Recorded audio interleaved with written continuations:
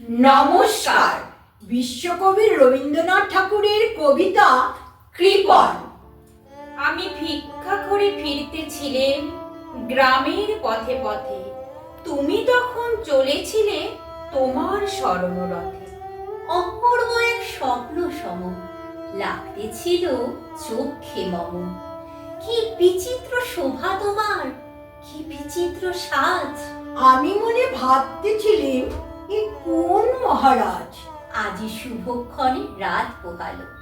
ভেবেছিলেম তবে আজ আমারই দাঁড়ে দাঁড়ে ফিরতে নাহি হবে।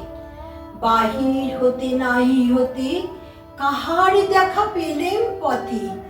চলিতে রথ ধনধান্য ছড়াবে দুই ধারে।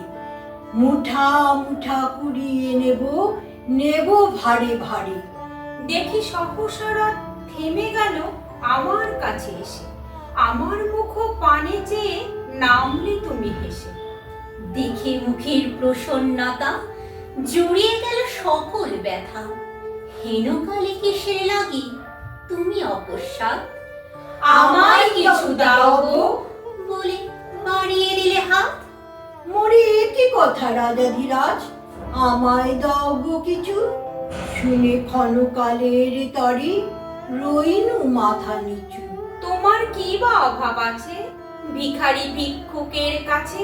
এ কেবল কৌতুকের বসে আমায় প্রবঞ্চনা। ঝুলি হতে দিলেম তুলে একটি ছোট কণা। যবে পাত্রখানি ঘরে এনে উজাড় করি, একে ভিক্ষা মাঝে একটি ছোট সোনার কণা দেখি। দিলেন যা রাজ ভিখারি রে, স্বর্ণ হয়ে এলো ফিরে।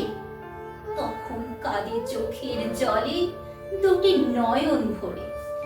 তোমায় কেন দিইনি আমার সকল শূন্য করে?